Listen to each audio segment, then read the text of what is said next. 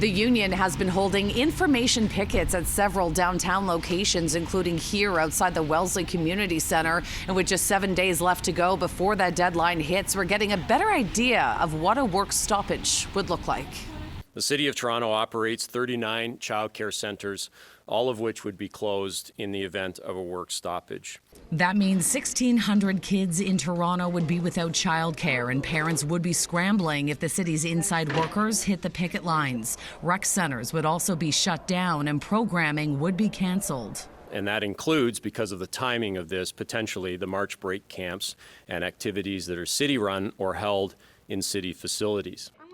Refunds will be issued, and of course, in the case of the childcare, families will not be charged for those spaces. The city says other key services will continue uninterrupted, including emergency dispatch, transit, shelters, and long-term care, but slowdowns will be felt in some areas.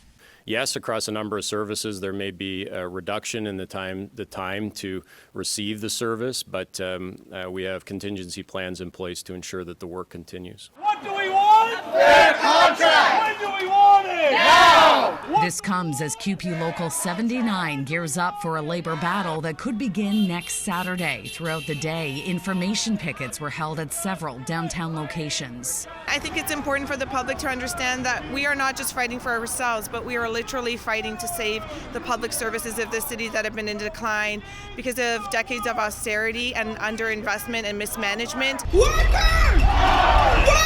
The union represents nearly 30,000 of the city's inside workers. The local president claims services have been understaffed for years and that employees are burnt out and underpaid. The main issues we're still very far apart where the main issues are concerned.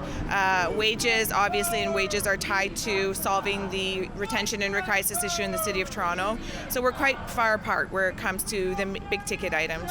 The city has offered workers an increase of nearly 15% over 4 years and points out a similar increase was accepted by outside workers back in December. The pressure will really be on both sides next week to spend the time that they need at the table to go back and forth and find a way that we can get to the common ground.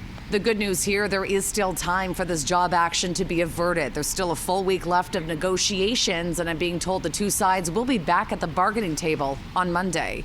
Shauna Hunt, City News.